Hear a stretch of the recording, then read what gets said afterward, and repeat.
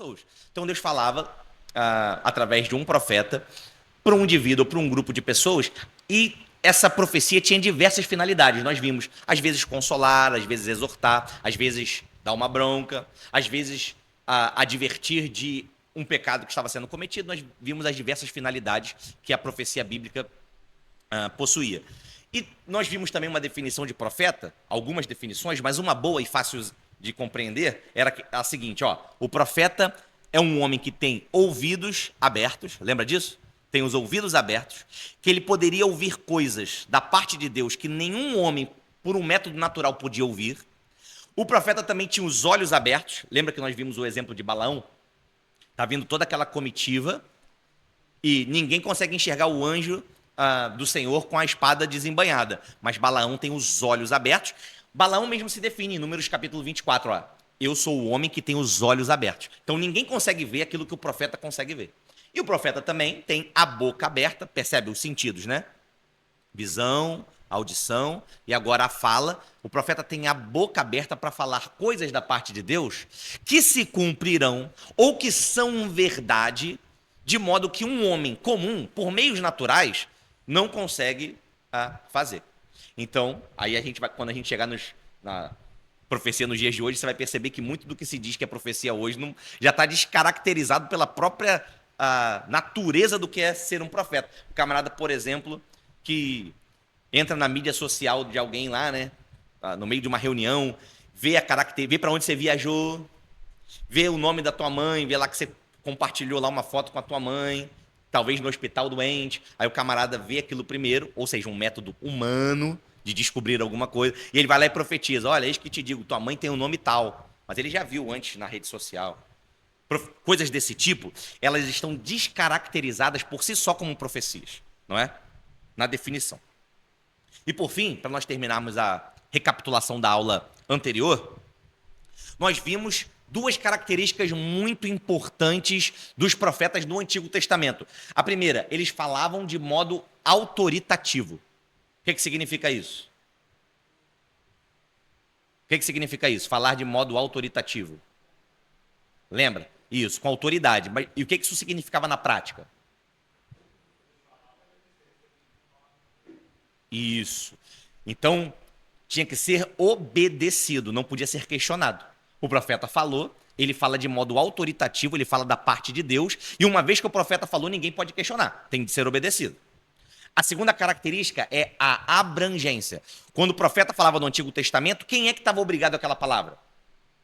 Ou melhor, quem deveria se submeter à autoridade do profeta? Todo o povo do pacto.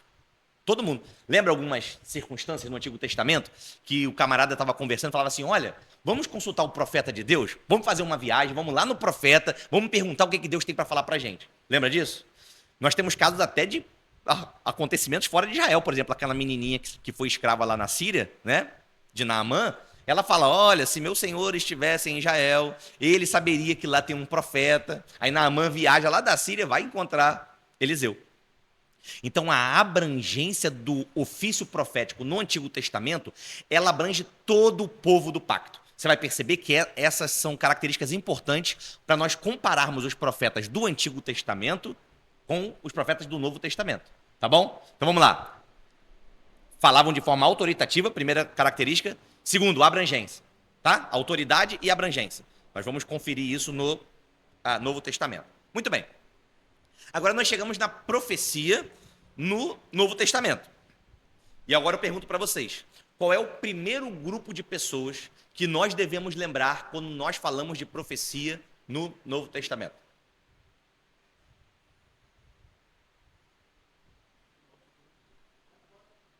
Muito bem, os apóstolos. Então, quando nós falamos de profecia no Novo Testamento, o primeiro grupo de pessoas que nós temos que pensar são os profetas? Não são os profetas, são os apóstolos. Então, no Novo Testamento, diferente do Antigo Testamento, que os profetas eram aqueles que ouviam da parte de Deus, viam da parte de Deus e falavam da parte de Deus, foram os apóstolos, nós vamos ver os textos aqui, foram os apóstolos que viram, ouviram e falaram coisas a respeito daquilo que eles presenciaram. Então, veja, os apóstolos aprenderam direto de quem? do próprio Deus encarnado, do próprio Rei Messias, do próprio Jesus. Então eles viram coisas em Jesus, a partir de Jesus. Eles ouviram e aprenderam coisas a partir de Jesus, e eles tinham que falar o quê? As coisas que eles viram e ouviram em Jesus. Então, veja, a função dos apóstolos, e agora eu abro um parêntese, essa é a função também de todo pastor, de todo pregador, é ser um bom repetidor, um bom imitador. Então as pessoas perguntam assim, Rick, você prega, você é um cara criativo? Zero. Eu tenho zero criatividade. A minha esposa está aqui, ela sabe. Não conte comigo para criatividade nenhuma. Para trabalhos manuais, sabe aquela pessoa que cria, faz uma arte, pega algo e transforma em algo bonito, vai trançando as coisas na mão e no final ela tem uma grande ideia, um desenho. Se você botar um ponto numa folha, um ponto aqui, um aqui, e mandar eu fazer uma reta, não vai chegar no ponto final. Não tem criatividade nenhuma. Mas eu me considero um bom repetidor, eu sei repetir, e é o suficiente. Então, os apóstolos foram comissionados para serem repetidores. Só precisa repetir, irmão. É só pegar aquilo que foi ouvido e você fala igualzinho. Quanto mais igual, quanto melhor imitador você for, melhor é a mensagem.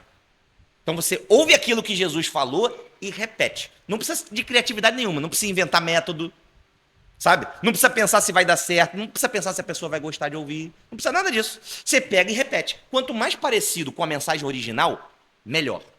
Então perceba, essa era a função do profeta. O profeta pegava e repetia exatamente a mesma coisa que ele tinha ouvido da parte de Deus. Algum irmão abre aí, em Atos, no capítulo 4? Pode ler os versículos 19 e 20.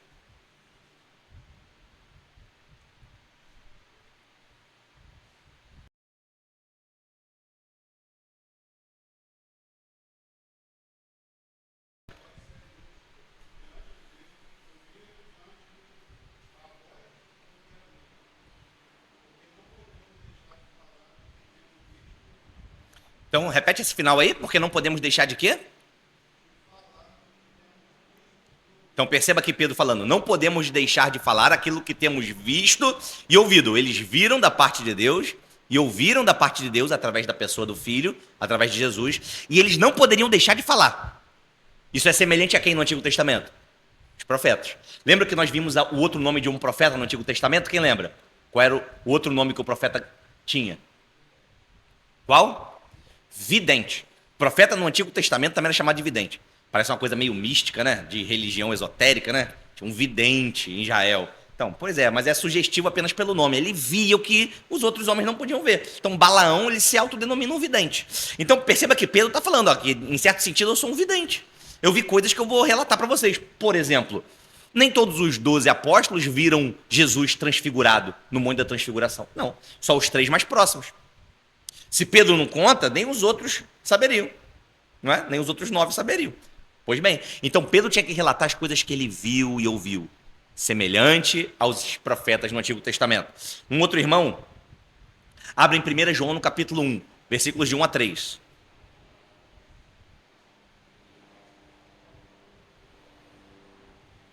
Lê bem alto para todos poderem ouvir. Está conseguindo, Lídia? Tudo bem. 1, de 1 a 3.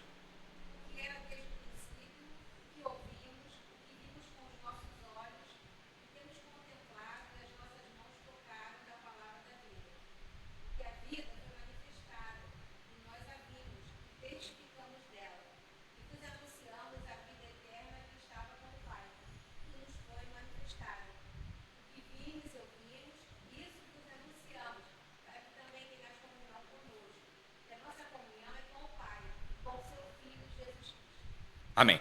Então perceba aqui, ó o versículo 3. O que vimos e ouvimos, nós relatamos a vocês. Nós anunciamos a vocês aquilo que os nossos olhos viram.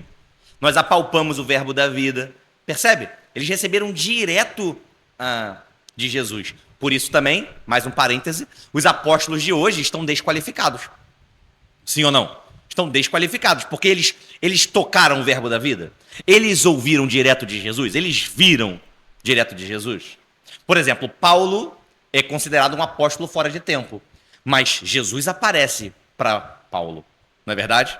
Jesus aparece para Paulo. E se Jesus não tivesse aparecido para Paulo? Paulo não seria um apóstolo. Então, Paulo foi comissionado diretamente por Jesus e enviado por ele. Inclusive, apóstolo significa isso, não é? Missionário, alguém que é enviado. Enviado numa missão. Isso significa o termo, né? Apóstolo. Muito bem, então vamos estabelecer isso aqui. São os apóstolos no Novo Testamento os responsáveis por dar a continuidade ao ministério dos profetas no Antigo Testamento. Tá claro isso?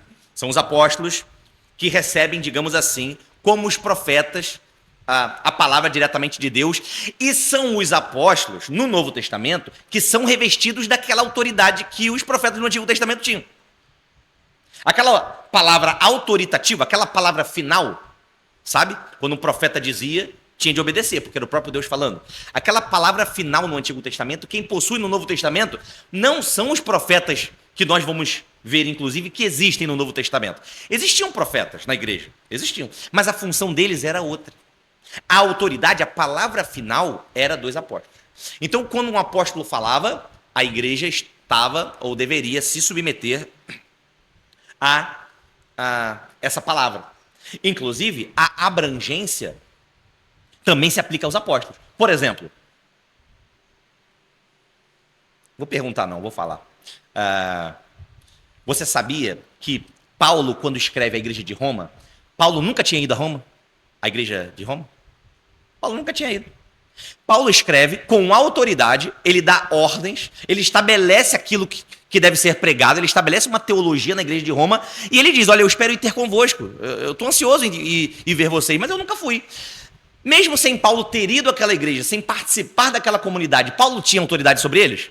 Tinha, tanto que ele escreveu a epístola aos romanos. Então perceba que as características do ministério profético no Antigo Testamento, elas se aplicam ou têm continuidade nos apóstolos, não nos profetas. São os profetas que falam para todo o povo da aliança, então toda a igreja tinha que submeter a palavra dos apóstolos, toda a igreja. Assim como todo Israel deveria submeter a palavra dos profetas no Antigo Testamento. Amém? Ficou claro aqui? Perguntas? Rosana, que não estava aqui semana passada, está conseguindo entender o resumo até aqui? Na verdade, nós já até entramos na segunda aula. Tá tranquilo? Muito bem. Agora eu vou abrir aqui um parêntese para acrescentar algo. O livro não fala a respeito disso aqui, mas eu queria te mostrar também um aspecto muito importante, que é o seguinte. Esse ministério dos apóstolos no Novo Testamento, tá? A sua palavra autoritativa e a abrangência do seu ministério foi confirmada por Deus através de muitos sinais e muitos milagres. Assim como no Antigo Testamento. Perceba comigo, Moisés, quando foi libertar o povo do Egito, quantas vezes Deus mandou ele fazer sinais diante de Faraó e diante do povo de Israel? Quantos milagres para confirmar o ministério profético de Moisés Deus concedeu a Moisés?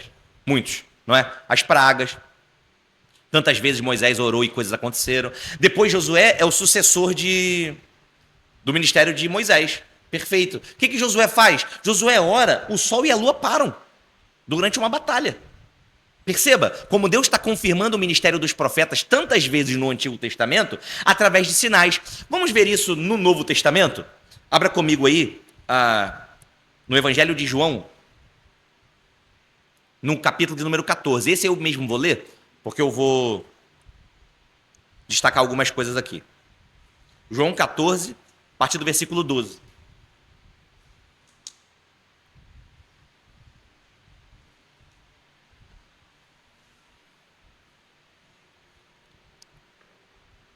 Agora eu vou te mostrar algumas coisas aqui que talvez você vai falar assim, poxa, agora eu entendi esse texto. Agora eu entendi o que Jesus estava falando.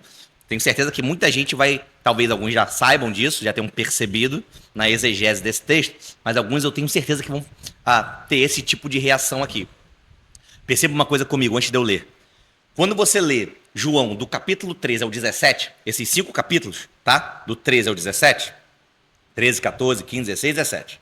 Esses 5 capítulos são um mesmo discurso, tá? É o mesmo discurso de Jesus, é o mesmo momento no qual Jesus está falando com os seus discípulos. É o que nós chamamos de discurso de despedida. É o último discurso que Jesus faz para os seus discípulos. Por que isso é importante? Você vai perceber aqui o contexto no qual essa mensagem de Jesus está inserida. Acompanhe comigo a partir do versículo 12. Na verdade vos digo, que aquele que crê em mim também fará as obras que eu faço, e as fará maiores do que estas, porque eu vou para meu Pai. E tudo quanto pedirdes em meu nome, eu o farei, para que o Pai seja glorificado no Filho. Se pedirdes alguma coisa em meu nome, eu o farei. Agora eu vou ler o capítulo 16, é o mesmo discurso, versículos 23 e 24. Aqueles que estão anotando aí, ó, João 16, 23 e 24. Jesus vai caminhar para o final do seu discurso, repetindo aquilo que ele disse no início. Diz assim, ó, e naquele dia, nada me perguntareis. Na verdade vos digo que tudo quanto pedirdes ao meu Pai em meu nome, ele vô-lo há de dar. Até agora nada pedistes. Pedi e recebereis para que o vosso gozo se cumpra. Perceba aqui. Você já se pegou pensando nisso? Poxa, Jesus disse assim, ó, aquele que crê fará obras maiores do que eu faço, porque eu vou para junto do Pai. Você já se perguntou isso? Eu nunca vi ninguém fazer obras maiores do que a de Jesus. Jesus falou que eu faria obras maiores. Sim ou não? Quanto crente pensa que é assim? Jesus falou que eu faria obras maiores. Poxa, mas eu oro. Quantas coisas eu já orei e nunca aconteceram? Ou ainda, olha o que diz o texto. Tudo o que pedirdes em meu nome ao Pai, ele vô-lo concederá. Tudo que você pediu em nome de Jesus para o Pai, ele te deu? Até hoje? Eu, particularmente, já recebi bastante não. Não é? Quantos enfermos, por quantos enfermos eu já orei e eles não foram curados? Quantas soluções eu pedi que nunca foram respondidas? Porque essa promessa não é para nós. Essa promessa aqui, ó, aquele que crê obras maiores fará, não é para nós. Jesus está fazendo um discurso de despedida para os seus discípulos. Essa promessa era para os discípulos, que depois se tornaram os apóstolos. Agora, os apóstolos fizeram obras maiores do que a de Jesus. Por quê? Jesus diz, porque eu vou para o Pai. O ministério de Jesus durou quanto tempo? Quanto tempo? 3 anos. E o ministério dos apóstolos? O que morreu mais novo ali durou 20 anos. Se João de fato viveu até os 90 anos, o ministério apostólico de João durou 70 anos. Então João fez obras maiores do que a de Jesus, porque ele ficou mais tempo durante seu ministério. É disso que Jesus está falando. Então o ministério apostólico está sendo reforçado por sinais, por milagres. Jesus está dizendo, olha, podem ir lá, vocês estão comissionados por mim. Eu estou concedendo a vocês esse poder, essa autoridade. O que vocês pedirem ao Pai em meu nome, ele vai conceder. Você lembra quantas vezes os apóstolos falaram assim, ó, levanta e anda. O que eu tenho eu te dou. Em nome de Jesus, levanta e anda. E o camarada levantava e andava. Então, Jesus prometeu para os seus discípulos, que posteriormente seriam apóstolos, que eles fariam obras maiores do que as que ele mesmo fez. Então aqui, isso aqui não está no livro, por isso que eu falei que eu abri um parênteses, mas eu acho importante, para mostrar que o ministério apostólico foi confirmado através de sinais, de milagres maiores do que os que o próprio Jesus fez. Os apóstolos ressuscitaram mortos, irmãos. Lembra, por exemplo, de Paulo? Paulo está pregando. É, verdade. Paulo está pregando, devia estar no comentário de Marcos 1, se estendeu, igual o Túlio lá está no comentário, se estendeu no comentário, sabe? Quando os irmãos, o Túlio está no comentário ali, tem um irmão falando, olha, já não estou entendendo mais nada, já falou tanto ali que minha cabeça... Então Paulo está falando, ele se estende no horário, aí o camarada cai da janela, morto. E Paulo ressuscita o garoto que morreu. Perceba? O ministério de Paulo... Agora você imagina aqui comigo. Paulo está pregando, o camarada cai e morre. Quem volta nessa igreja depois, se esse garoto não ressuscita? E a notícia do evangelho, como é que fica? Sim ou não? Eu estou pregando aqui. Tem um camarada sentado ali, que a igreja está cheia. Ele cai e morre. Domingo que vem não tem ninguém aqui na igreja. Ninguém. O trauma é grande. Mas Deus confirma o ministério dos apóstolos através de sinais, de milagres. Então Paulo vai lá e ressuscita o menino. Ele não podia morrer ali. Precisava haver uma confirmação. Paulo fala, 1 Coríntios capítulo 1, o seguinte, olha, eu quando fui ter com vocês, eu não preguei, ou eu não fui ter com vocês através de palavra de persuasão, palavra poderosa, sabe, palavra eloquente. Não, eu fui até vocês e eu preguei em poder. O que Paulo está querendo dizer ali? Eu demonstrei o meu ministério através de poder, manifestações de poder de Deus, que só os apóstolos tinham. Como lembrou o Tiago ali, a sombra dos apóstolos curava. Então, eles tiveram seu ministério confirmado no Novo Testamento através de sinais e milagres. Isso era necessário para que o evangelho se expandisse. Então, voltando aqui para o livro, tá? A autoridade que os profetas tinham no Antigo Testamento são os apóstolos que possuem no Novo Testamento, não são os profetas do Novo Testamento. Perguntas? Considerações? Ninguém. Ou minha aula está muito boa, vocês estão entendendo tudo.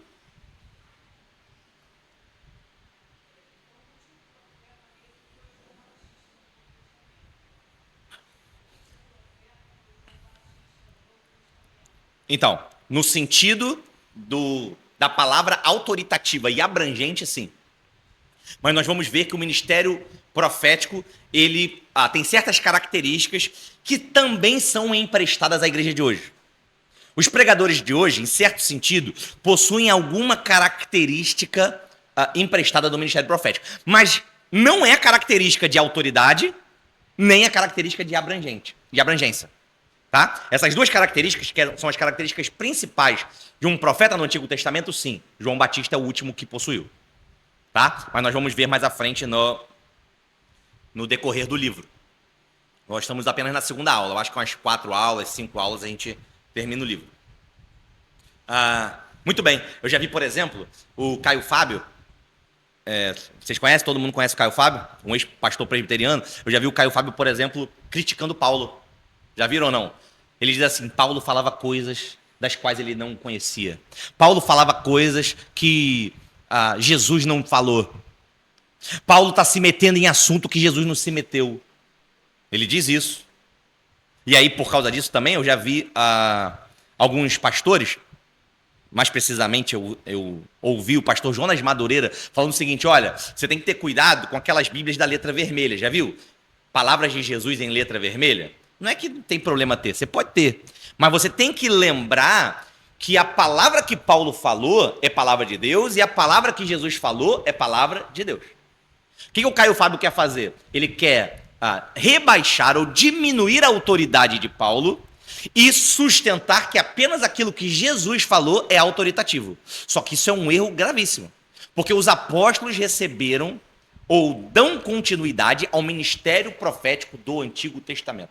Então, palavra de Paulo é palavra de Deus e palavra de Jesus é palavra de Deus. Você queria falar, Grana?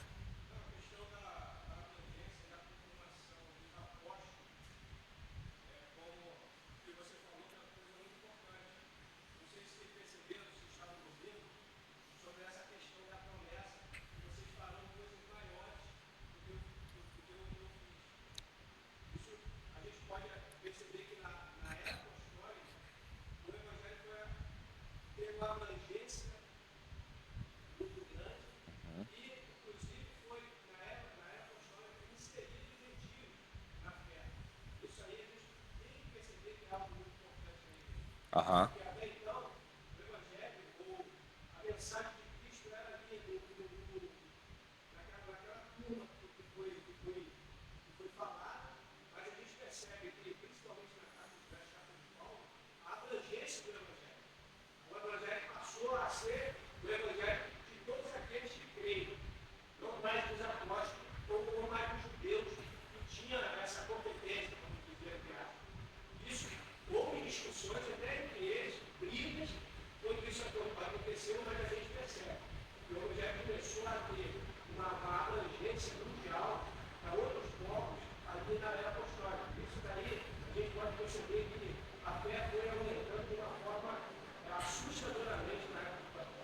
Aham. Pode falar, Rita.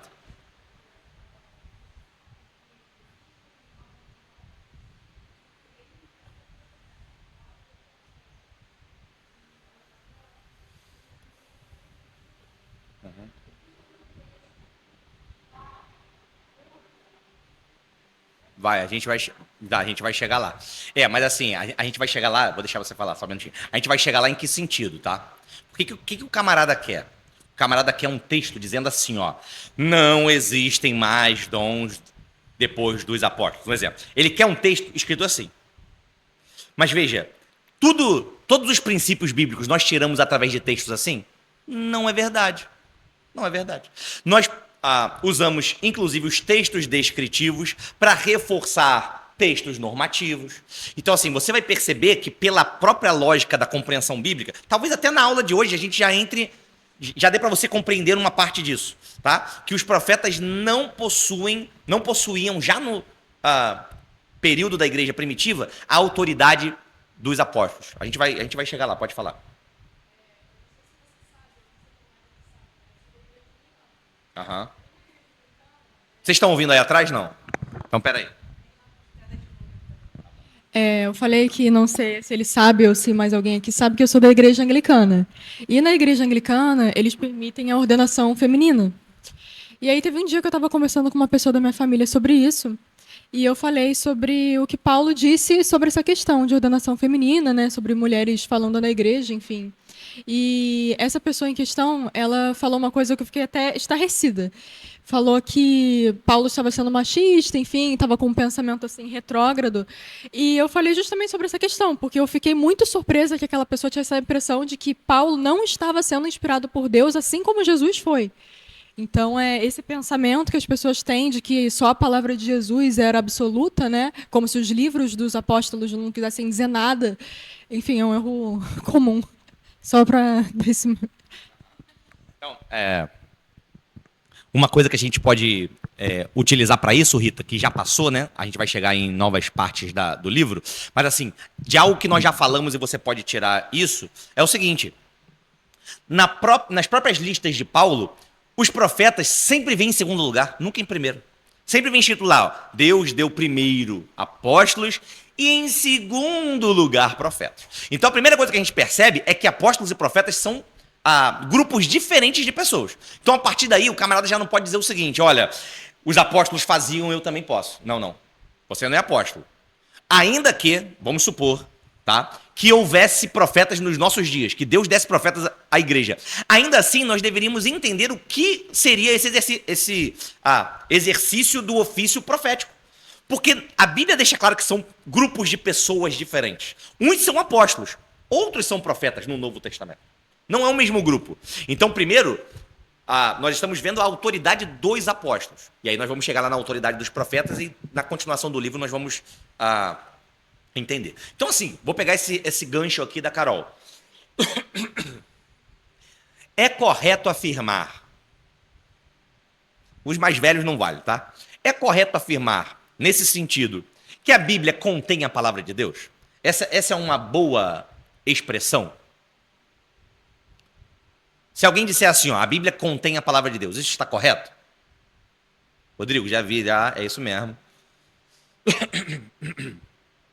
que você acha, Lucas?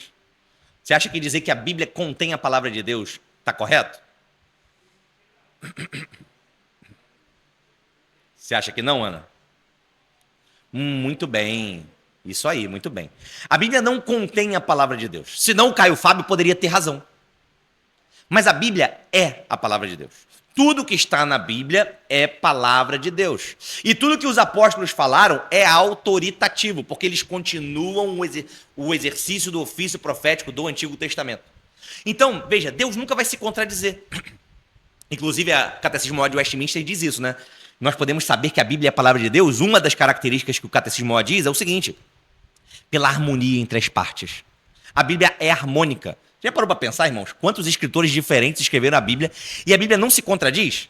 Tem contradições aparentes, no máximo, mas não tem contradição real na Bíblia. Então a harmonia entre as partes mostra que ela é a palavra de Deus. Então Jesus nunca disse algo e Paulo depois foi lá e disse o que Jesus havia falado. Nunca. O que Paulo vai fazer por vezes é nos dar informações que Jesus, por ter um ministério de apenas 3 anos, não deu. Ou como disse João, né? Se tudo aquilo que Jesus fez e falou fosse escrito nos livros do mundo, não caberia em todos os livros, em todas as bibliotecas. Então Jesus ensinou certas coisas que os apóstolos depois nos ensinaram. Então, eu tenho Bíblia de letra vermelha, tá? Palavras de Jesus com letra vermelha. Eu tenho, porque é a única ACF de letra grande que eu achei. Mas problema nenhum, pode estar de azul, de preto, Problema zero. Agora, entenda o seguinte, a palavra vermelha e a preta, que está escrito lá na sua Bíblia, é palavra de Deus. Ah, mas foi João que disse. É palavra de Deus. Ah, mas é um versículo só lá em Judas, que a gente está estudando Judas, tão pequenininho. Será que não dá para tirar aquilo ali? Não, não dá para tirar. É palavra de Deus. Tudo que Jesus disse e os apóstolos disseram é palavra de Deus. Amém? Perfeito? Tudo bem aí, Gui? Tá entendendo? Então vamos continuar. Muito bem. Então, nesse sentido, são os profetas no Novo Testamento que são os videntes, como eram ou melhor, são os apóstolos no Novo Testamento que são os videntes, como eram os profetas. E por isso, são eles que nos relatam os próximos passos, os próximos eventos do plano da redenção. Por exemplo, quem é que nos diz que Jesus ia voltar entre as nuvens, com som de voz de arcanjo, com som da trombeta, que os mortos ressuscitarão primeiro, e nós que estivermos vivos seremos arrebatados ao encontro de Jesus nos ares? Foi um profeta que disse isso? Foi um profeta? Não, foi Paulo. Então, Paulo está antevendo o que ia acontecer. Paulo está falando, olha, num futuro, Jesus virá com grande glória. Paulo está antevendo. João, para aqueles que entendem, por exemplo, o Apocalipse de forma preterista, João viu a queda de Jerusalém no ano 70. Se não, de qualquer maneira, no final do Apocalipse, João anteviu e nos relatou novos céus e nova terra. Não foi um profeta, foi João. Porque os apóstolos continuam o ministério profético. Pedro também fala, por exemplo, de novos céus e nova terra, na segunda epístola de Pedro. Então, quando nós pensamos em profecia do Novo Testamento, nós pensamos nos apóstolos. Henrique, mas os profetas? Nós vimos, aqueles que vieram na aula passada, e eu comecei assim, né, instigando, de propósito, né? O Túlio estava até querendo que eu entrasse logo na crítica aos profetas atuais. Mas eu comecei primeiro, né, reforçando a ideia de que havia profetas na igreja primitiva. Nós vimos lá, e esse ofício era muito estimado, era muito importante. O profeta tinha que ser ouvido, o profeta era respeitado no Novo Testamento. Henrique, mas se são os apóstolos que continuam o ministério profético no Novo Testamento, qual era a função dos profetas no Novo Testamento? Ou quem eram esses profetas no Novo Testamento? Primeiro, como eu disse para a Rita, nós temos que entender que é um grupo de pessoas diferentes. Profetas são uns, apóstolos são outros. Tá? E profeta no Novo Testamento também é diferente de profeta no Antigo Testamento. Primeira diferença. Quando nós encontramos os profetas no Novo Testamento, não são eles que têm a última palavra. Tá? Quando nós vimos textos de profetas do Novo Testamento, diferente do Antigo Testamento, não são eles que têm a última palavra. Nós acabamos de dizer aqui que quem tem a última palavra no Novo Testamento é quem? Os apóstolos. Então veja, irmãos, não pode ter dois caciques, né? Não dá para ter dois caciques? Não dá, né? Senão confunde. Então, se os profetas têm a palavra, os apóstolos têm a palavra autoritativa, e os profetas são um grupo diferente dos apóstolos, os profetas estão sobre essa autoridade. Os profetas deviam obediência à palavra apostólica. A própria ordem dos dons mostra que havia uma submissão, ou deveria haver uma submissão entre profetas e apóstolos. Agora eu vou trazer para vocês 3 dados relevantes que nós temos que pensar. Como eu disse, Rita, a gente vai chegar mais à frente, nas próximas aulas, e você vai perceber que, de fato, o ofício profético, como era no Antigo Testamento, não existe mais, e até mesmo o exercício profético, como havia na igreja primitiva, não existe mais. Nós vamos ver em diversos textos. Porém, todas essas pequenas informações são importantes. Por exemplo, esses dados que eu vou trazer. Primeiro, nenhuma das revelações que nós encontramos no Novo Testamento ela foi proferida por um profeta. Perceba, nenhum profeta registrou ou deixou nada revelado para nós no Novo Testamento. Isso não é importante? No Antigo Testamento, quantos livros de profeta nós temos? Quantos? Um monte. Sim ou não? Um monte. Começa lá em Samuel. Na verdade, veja, o Pentateuco foi escrito por quem? Por um profeta. Então você já começa daí. Josué era um profeta. Samuel era o profeta. Escreveu primeiro e segundo Samuel. Todos os livros proféticos que nós encontramos, não é? Desde os profetas maiores aos menores. Agora, e no Novo Testamento? Quantos livros de profeta nós temos? Nenhum. Então perceba, isso é um dado relevante. Porque se eles tinham a palavra final no Novo Testamento, por que não tem nada deles escrito no Novo Testamento? A palavra final não era deles? Segundo dado, por que, o que essa ausência de obras no Novo Testamento deve trazer para nós? Que os próprios profetas no Novo Testamento sabiam da sua posição. Eles não quiseram deixar nada registrado que circulasse nas igrejas, de modo que aquilo ali fosse entendido como palavra autoritativa de Deus. Eles mesmos não queriam. Eles sabiam que essa função era dos apóstolos. Você não encontra nada dos profetas. E uma terceira compreensão que nós temos que ter. Por que a igreja preservou os escritos dos apóstolos e não preservou os dos profetas? Porque a carta aos Romanos, por exemplo, não chegou até nós do dia para a noite. Ela teve que ter sido cuidadosamente cuidada, sim ou não? Guardada, preservada. Por que a igreja, no primeiro século, preservou aquilo que os apóstolos escreveram, mas não preservou o que os profetas escreveram? Você tem que pensar nisso, sim ou não? A igreja foi muito cuidadosa em preservar os escritos apostólicos, mas nada cuidadosa em preservar os escritos dos profetas, porque não era a palavra de Deus, não era palavra autoritativa, eles não tinham a última palavra. E em segundo lugar, porque vou abrir mais um parêntese aqui, né? Você vai lembrar, por exemplo, em 1 Coríntios 14, que Paulo manda fazer o que com os profetas e as profecias? Eles deveriam ser o quê? O quê? Examinados, julgados. Você julgava o profeta na igreja. Você julgava o profeta no Antigo Testamento? Você julgava o profeta? Não, você não julgava o profeta. Por exemplo, a rebelião de Coré. Se rebelou contra Moisés. O que aconteceu com ele? Ele e a família dele. Lembra ou não? Foi engolido, abriu um buraco no chão, Deus abriu uma cratera lá e morreu todo mundo, porque questionou a palavra de Deus através de Moisés. Pode falar, Rita. 1 Coríntios 14. Vamos ler, versículo 29. Algum irmão lê bem alto.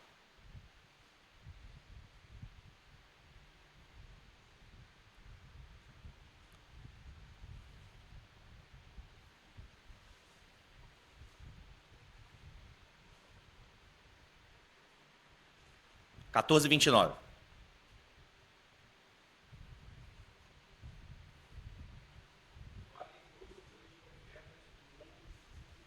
Amém. Deixa aberto aí, que eu vou pedir para você ler outro versículo, André. Ó, falem 2 ou 3 profetas e os outros julguem. Olha aqui. Então a gente nega que tinha profeta na igreja, no Antigo Testamento? No Novo Testamento? Não, a gente não nega. Mas a palavra deles era autoritativa? Era a palavra final? De jeito maneira. O profeta falava e os outros tinham o quê? Aqui tem 2 ordens de Paulo. Uma para os profetas e uma para a igreja. Sim ou não? Ordem para os profetas, falem 2 ou 3. Ordem para a igreja, julguem. No Antigo Testamento, não havia juízo sobre os profetas. Por quê? Porque eles tinham autoridade. Lê o versículo 37, André, por favor. Romanos 14, 37. 1 Coríntios 14, 37.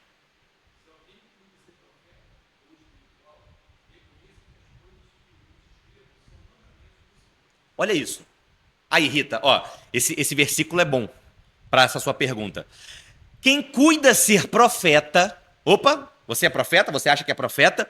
Então saiba que o que eu, apóstolo, estou escrevendo é mandamento do Senhor. Então quem manda? A palavra apostólica ou a palavra do profeta?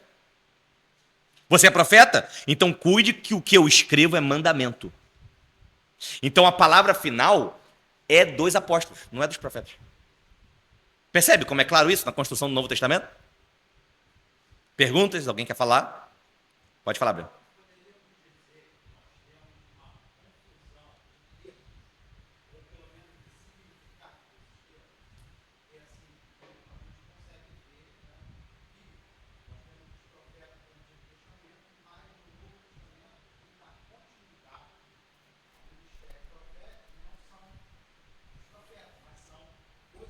Uhum. Por carregar o mesmo nome, exato. Mas nós vamos. Pode continuar. Então, mas nós vamos perceber. Mas é isso mesmo. Mas nós vamos perceber que o exercício profético do Novo Testamento também carregava alguma característica do Antigo Testamento. Eles não são chamados de profetas do Novo Testamento de forma equivocada, não. Tá certo. Só que nós temos que entender apenas qual era a função deles. Por todas essas evidências que nós encontramos. Sim. Sim, claro.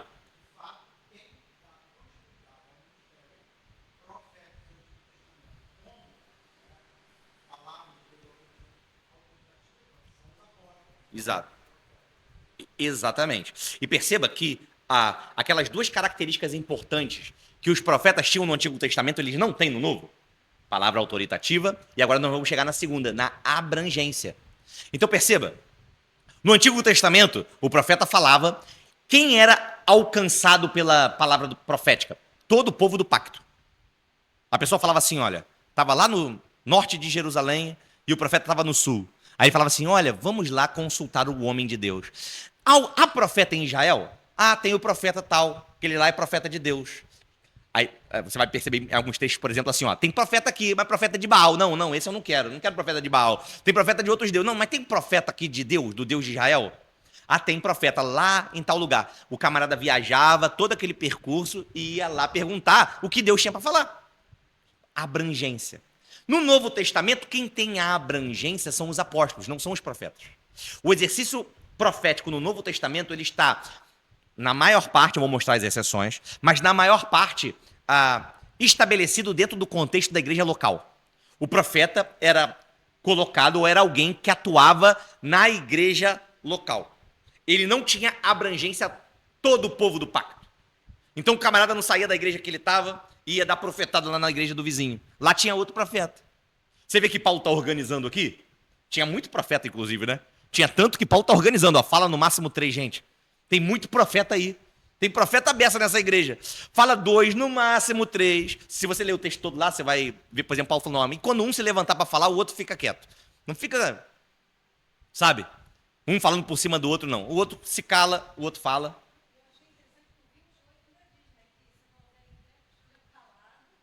O que fala em línguas.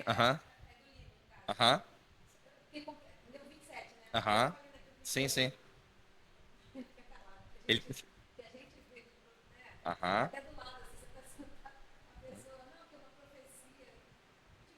Sim, sim. De maneira desorganizada, inconveniente, né? Então perceba que mesmo naquela época, e Paulo ainda dá, na continuação do texto, se eu não me engano, Paulo ainda dá um puxão de orelha na igreja de Corinto. Ele fala o seguinte, por acaso foram vocês... Eu vou parafrasear, tá? Se você ler na NVI, eu vou parafrasear. Por acaso foram vocês que inventaram a religião aqui?